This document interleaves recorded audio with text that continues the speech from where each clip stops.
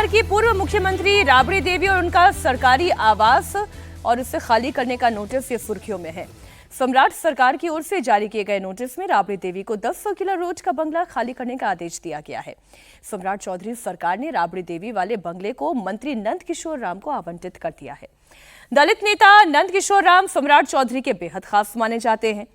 इन दिनों वो सरकार में डेयरी और मत्स्य पालन विभाग की जिम्मेदारी संभाल रही हैं। बिहार सरकार की तरफ से पहले भी राबड़ी देवी को यह बंगला खाली करने का नोटिस जारी किया गया था, लेकिन तब राबड़ी देवी ने बंगला खाली नहीं किया। अब एक बार फिर से उन्हें 10 सर्कुलर रोड वाला बंगला खाली करने का नोटिस जारी हुआ। इसे सियासी रंग देने की कोशिश की गई। आरजेडी के तमाम नेताओं ने सामने आकर सरकार के ऊपर द्वेषपूर्ण नीति अपनाने का आरोप लगाया। अब ये बंगले का मोह राबड़ी देवी को है समीर जी, या ये आरजेडी की अहम का सवाल हो गया है? देखिए, जब आप उसके पात्र थे तो आप रहे 2005 से लगातार आप 20 साल से उस बंगले में रह रहे हो, और जब सरकार ने आपको हॉर्डिंग रोड का बंगला अलॉट कर दिया है तो आपको जाने में क्या दिक्कत है? आपको कोई झोपड़पट्टी में तो सरकार भेज नहीं रही, आपको सरकार ये तो नहीं करी कि आपको बंगला नहीं मिलेगा। पूर्व मुख्यमंत्री होने के नाते आप जिस मकान के हकदार हो, सरकार ने आपको वो अलॉट कर दिया है, और उसके बाद भी आपका उस मकान से मुंह नहीं छूट रहा है। लगातार सरकार आपको नोटिस भेज रही कि आप मकान खाली कर दीजिए। भाई, ये तो नैतिक जिम्मेदारी होती है कि अब आप मुख्यमंत्री नहीं हो, पूर्व मुख्यमंत्री। राबड़ी देवी मान रही, राबड़ी देवी और लेसी सिंह जो इतना बड़ा घर आपने बनाया है, अब इतना बड़ा घर आपका बन रहा है, आपको तत्काल घर छोड़ देना चाहिए। लेकिन जो नियत होती है ना, जिस मुख्यमंत्री रहते हैं, रेल मंत्री रहते हैं, आपने जमीनें कब्जा की सरकारी नौकरी देने के लिए, रेलवे में नौकरी देने के लिए आपने लोगों से जमीन ली, उसका आपके खिलाफ केस चल रहा है, आप जमानत पर बाहर हो, कोर्ट के आप चक्कर खा रहे हो, उसके बाद भी आप सरकारी बंगले पे कब्जा करके बैठे हो। आपको दूसरा बड़ा बंगला दे दिया गया, लेकिन आप वहां जाने को तैयार नहीं है। मैं बयान सुना देती हूँ सर, राबड़ी देवी क्या कह रही है और लेसी सिंह फिर उस पे क्या कह रही है। बोला के खाली करा है, फोर्स वाला काम नहीं खाली करेंगे। बोला के खाली करा है, फोर्स वाला काम नहीं खाली करेंगे। बोला के खाली करा है, फोर्स वाला काम नहीं खाली करेंगे। बताइए, फोर्स बुलाइए। बोला के खाली करा है, फोर्स वाला काम नहीं खाली करेंगे। बोला के खाली करा है, फोर्स वाला काम नहीं खाली करेंगे। बोला के खाली। लेसी सिंह का भी बयान चला है, लेसी सिंह का भी इस पर बयान है। लेसी सिंह क्या कह रही हैं? सरकार में मंत्री हैं, उन्होंने इस पर क्या कहा? पिछले वर्ष ही 25 नवंबर 2025 को ही विधान परिषद में विपक्ष की नेता माननीय राबड़ी देवी जी के नाम से 39 हार्डिंग रोड आवंटित किया गया था, और वो सुसज्जित भी कर दिया गया। पहले भी विधि सम्मत नोटिस जारी किया गया था खाली करने का, क्योंकि पहले किन्हीं के नाम से 10 सर्कुलर रोड जो आवास है वो आवंटित नहीं था। अभी नए मंत्रिमंडल का विस्तार हुआ है, जिसमें जो नए पहली बार मंत्री बने हैं उनके लिए उन्होंने भी मांग किया कि हमें भी एक अच्छा जो मंत्री कैटेगरी का है वो आवास मिलना चाहिए। तो विभाग ने निर्णय लिया कि माननीय मंत्री को हमको देना था मकान, तो 10 सर्कुलर रोड क्वार्टर आवंटित किया गया है माननीय मंत्री नंद किशोर राम जी के नाम से।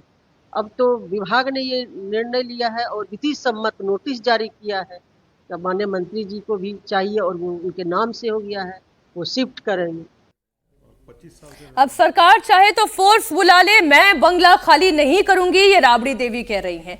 ये हठ धर्मिता क्यों है? तभी मैंने पूछा था, अहंकार है, अहम का सवाल है, ये बंगले का मोह क्यों है? मैं बताता हूं। रागी जी, देखिए, 10 जनपद खाली हुआ है? आज तक नहीं हुआ है ना।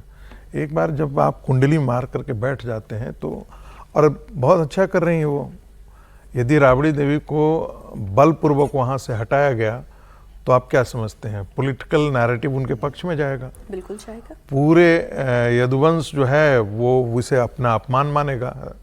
लालू प्रसाद यादव हो या ना हो, लेकिन एक बात तो है ना कि लालू प्रसाद यादव समाज से अपने आप को आइडेंटिफाई कर लिए, और यादव समाज ने अपने आप को लालू प्रसाद यादव से आइडेंटिफाई किया है। इस कारण से इतना जो जिद कर रही हैं उसका एक नैरेटिव आगे बनाने में काम आएगा, और कोई कारण नहीं बनता है।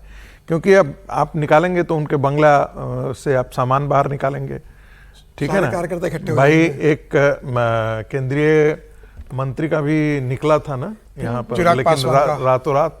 अरे आप तो समूचा जो है वो ब्रेक का बात जो है यहीं पर बोल देते हैं जो है भाई, लेकिन रातों रात जो है वो उसको दर्शक भी जांच हो जाए कि ब्रेक में आप लोग क्या बात करते हैं। तो जी जी, बात स्वाभाविक तौर पे है, जब बंगले से सामान निकाले जाएंगे तो मीडिया उसको दिखाएगी ही दिखाएगी। तो एक प्रकार का वो नैरेटिव खड़ा करना चाहते हैं, पॉलिटिकल नैरेटिव, जो भारतीय जनता पार्टी के खिलाफ हो, सम्राट चौधरी के खिलाफ हो, और लगे कि देखिए एक दलितों का तो नहीं लेकिन ओबीसी के आइकन के तौर पर तो उन्होंने अपने आप को प्रेजेंट कर ही लिया है, तो उनके खिलाफ ये पार्टी कार्रवाई कर रही है, ये बनाने की कोशिश। एक विषय खाली रागी जी में मैं ये जोड़ दूं, रागी जी जो कह रहे हैं वो बिल्कुल सही है। हाँ।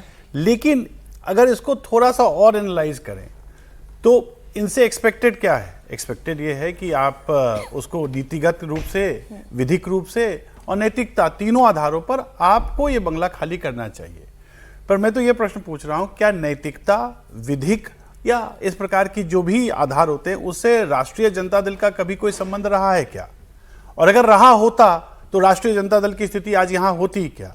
तो इसलिए जो आप देख रहे हैं, दरअसल बिहार में 1990 के दशक से यही तो होता रहा है और यही तो हो रहा है, और इसलिए इनकी स्थिति ये हो रही है। तो मुझे इसमें कोई बहुत आश्चर्य नहीं दिख रहा है। नहीं, लेकिन गेम सही वो खेल रहे हैं कि अब उन्होंने जो है सीधा आमने सामने की लड़ाई के लिए, इस गेम का कोई लाभ होना होता तो उनको लाभ हो गया होता।